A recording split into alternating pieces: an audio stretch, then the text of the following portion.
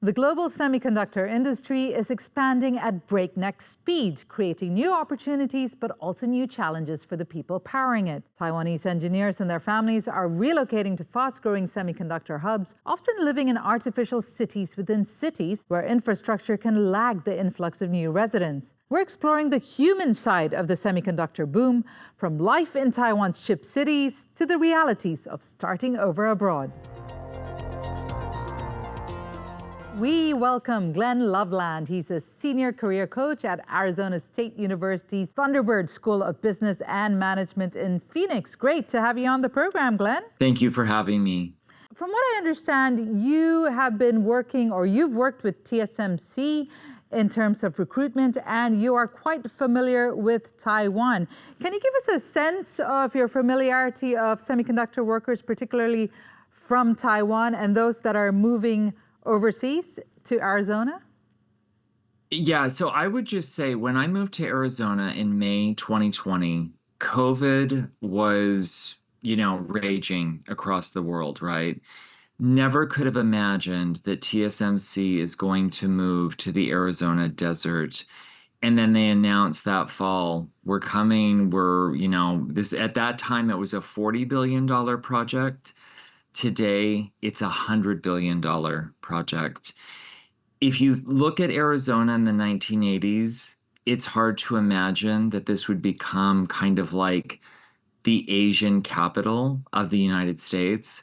But that's actually what's happened in the Phoenix metropolitan area. You can feel Taiwanese everywhere, the restaurants, the shopping stores, the families, the language. It's completely changed everything. And from the perspective of the people moving abroad, what would you say is the biggest misconception of the Taiwanese, in this case, moving to the U.S.? What is it that they really don't expect that you felt has been something that's really not talked about enough? I think that's a great question. And what I would say, I so admire the people that are coming to work on this project.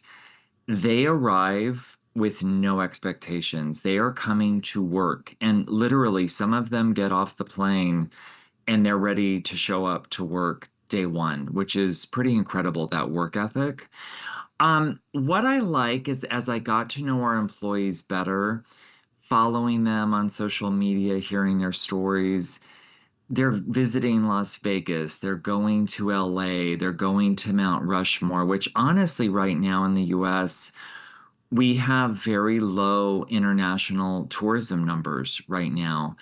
And so seeing these people that were so committed to work, but still taking some time to travel to see a bit of the real America was really inspiring. But I have to say that Asian work ethic is second to none. It's something Americans could learn from, honestly. Right. I'm glad you brought that up. So I'd like to understand how the Taiwanese work ethic, in particular in the semiconductor industry, because that is work ethic to the end of to an extreme to a certain extent.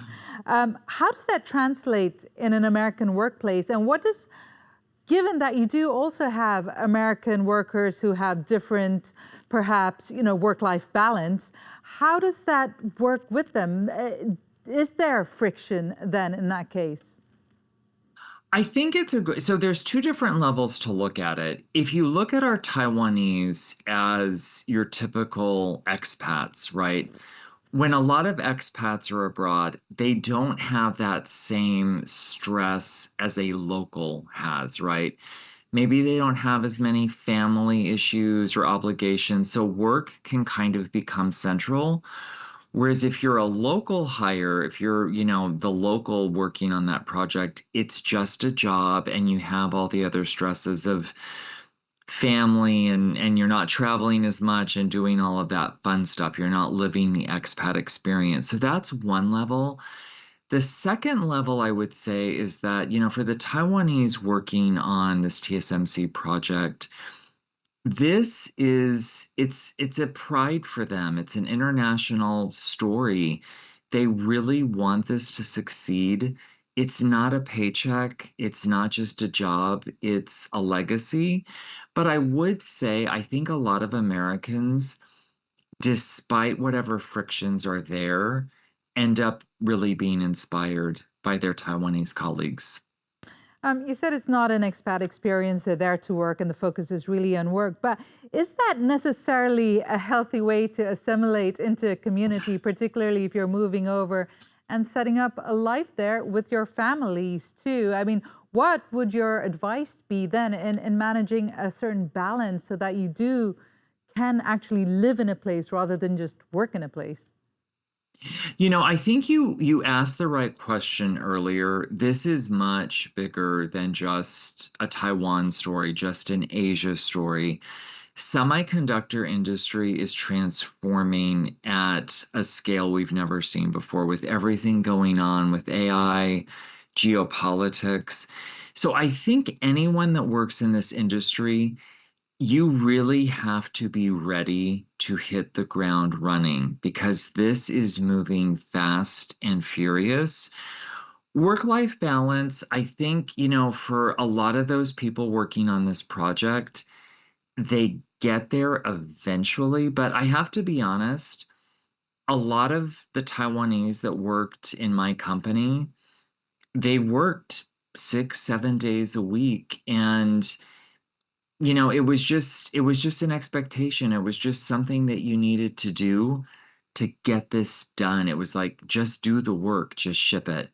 Right. So that's the work side, but living side and doing everyday things. Many Taiwanese do arrive with some English skills, but a lot of them are not to the point of where they are able to immediately assimilate. How much of a barrier is that to them settling over there and making it a home? I used to do expatriate recruitment in Asia. I would bring some of the best and brightest international talent overseas. Language skills are not really what you're probing for, especially in the era of AI. Like interpretation, translation is as easy as it's ever been. You're bringing people over with a skill set that is specialized. They are experts. So honestly, a lot of those Taiwanese that work on this project, as well as some other international talent, they may not speak English at all. They might not, or their English might not be great. It's not what they're being brought over for. I would say where we're at today in 2026, that Mandarin speaking community here in Arizona has grown a lot. They can go to a church that speaks Mandarin. They can find restaurants where the waiters speak Mandarin. They can find their favorite foods, their favorite grocery stores. So I would say today in 2026, it's actually a lot easier, but there are, of course, still, like you said, those friction points with just cultural differences. I mean, today in Phoenix, the temperature is 105 Fahrenheit, 40 over 40 degrees Celsius. It's hot here. It is a challenging climate. A challenging climate on all fronts, I guess. Um, Right. so, given that, how much so you've talked about people moving over for work, Glenn. But what about their families and their spouses, especially those that are thinking that this could be a long-term plan, not there just for that short expat need to for the company. How important is it, in your experience, how important is the family's relocation and the families settling in to the success of a relocation and then to the success of the company thriving? As a former expatriate HR leader, I would say that that is the thing companies overlook the most. The so-called trailing spouse, those children that are coming over, if they're not happy, if they're not thriving, it is going to be a problem for the person who actually has the job. I do think there has, we actually found a lot of our Taiwanese spouses jobs. We were trying to find them schools where their kids could integrate. Luckily, here in Arizona, public schools are free. Those international kids can attend for free. But again, there are still those pressures. But as HR leaders, as managers, you do have to think about the families because if one part of that doesn't go right, it doesn't go well. And even for those people that arrive by themselves, but their family is overseas, or maybe they're not married, but their parents are overseas, that's another stressor that also has to be taken into account. How often can you fly home, especially with these days with petrol prices what they are? So it all creates some stresses for people. I understand exactly what is set in place currently for the Taiwanese workers and their families moving over. Is there cross-culture training? What kind of resources are available for them from the company itself, say TSMC, for instance, when they're bringing large numbers of people, but also from Phoenix or the state of Arizona to make sure that the new arrivals manage to settle and assimilate? I think it's a great question. I would say for any Taiwanese coming to work on this project, they're going to have a place to live. They're going to have some form of transportation to the site. The cross-cultural training has been happening in pieces. TSMC has collaborated with Arizona State University to offer some of that. There's still a long ways to go because the challenge is, especially these days, as fast-paced as everything is, everything moves so fast. But definitely for those Taiwanese expats looking for a community, they can find it here. And I think that is so important to find where you fit. It's really transformed Arizona, and I think in some very exciting ways. Yeah, I want to talk about some of that transformation. So, as we see more semiconductor talent move over from Taiwan, what kind of changes are you seeing to the local communities that perhaps have nothing to do with the semiconductor industry? TSMC has been a huge magnet for bringing other international companies to Arizona. We've got Korean companies locating here. We've got Japanese companies locating here. The Phoenix metropolitan area is almost rivaling LA now with what it offers in terms of restaurants, dining, shopping, things that are going on. And particularly if you compare where Arizona was at, say in the 1980s, it's a total transformation.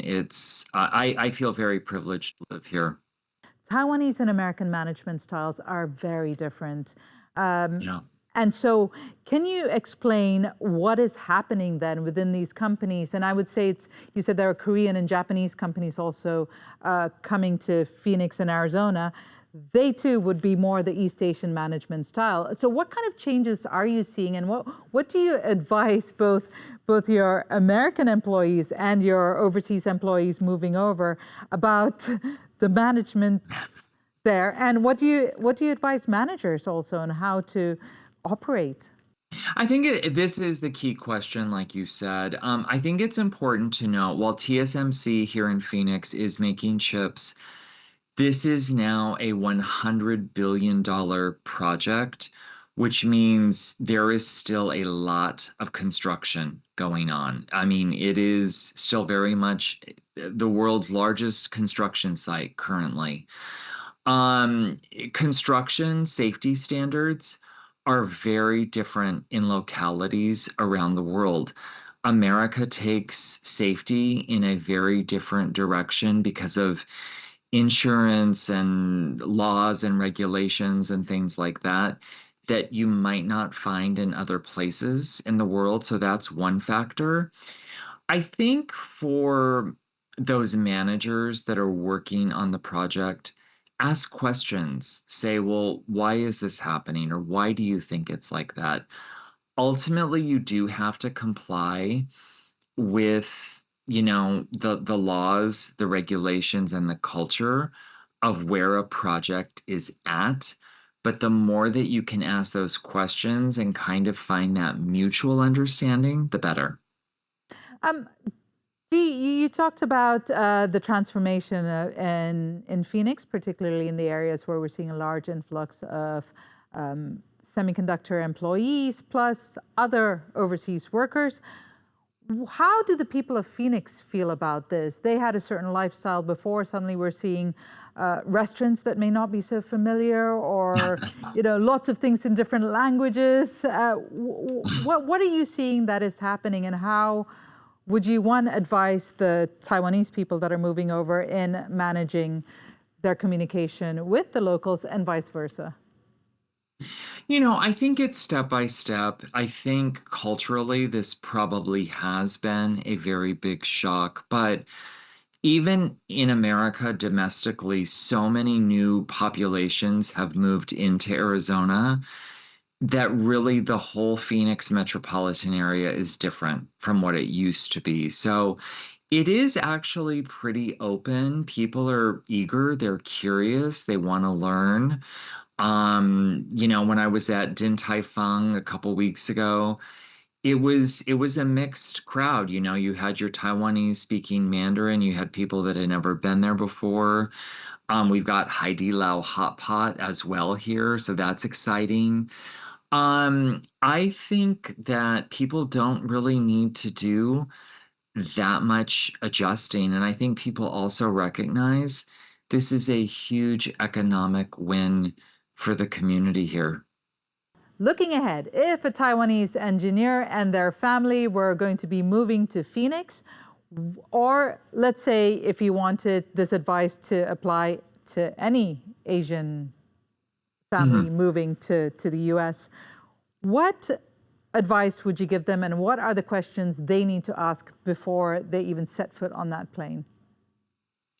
Definitely. I mean, before you get on the plane, you want to know exactly what kind of visa are we under, especially these days. There's a lot of immigration challenges in the US right now.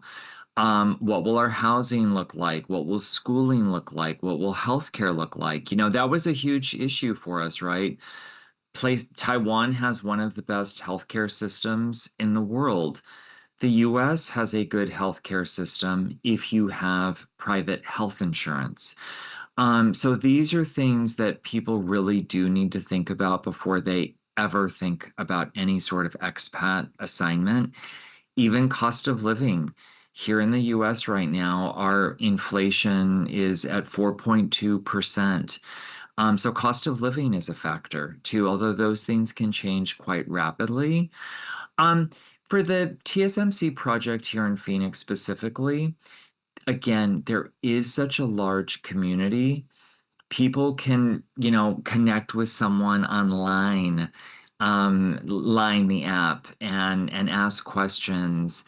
And there really is that safety net. If you end up loving it here and you want to buy a house, you can find Mandarin speaking realtors that can help you with that. So much has changed on this project. And I think ultimately it will be a huge success story of expat integration. Right, and finally, you've spent time in Taiwan on and off. What do you think makes the Taiwanese worker or the person from Taiwan able to quickly assimilate in somewhere like Phoenix, as Taiwanese are all over the world and working everywhere? Almost everywhere you go nowadays, you find some Taiwanese representation. What do you think about the Taiwanese workers or Taiwanese families that make them able to assimilate and also thrive in a place? And what would be the most important piece of cross-cultural advice you'd give them when they are moving somewhere like Phoenix? We used to use that term like the Asian tiger economies, places like Taiwan, Singapore. Again, that work ethic is truly second to none. People are really willing to put work front and center. They will show up for that meeting even if they're sick. It is pretty extraordinary, honestly. And again, and I think we have a lot of There's a lot of Gen Z workers here in America that don't have that kind of work ethic. And I think especially in these days of AI automation, having those examples of people that are really willing to show up and do the work is important and it's inspiring. And at the same time, maybe those Americans can also show our Taiwanese expats a little bit about balance and taking advantage of travel and living life. For advice, I would just say focus on what's there instead of what's not there. It's easy to say, oh, back where I was living before, I had this and I had that. If you do that, it's a losing battle. So focus on the good things in that assignment, whether it's I have better health care, the cost of living, or it's easier to make friends. Focus on what's there instead of what's not there.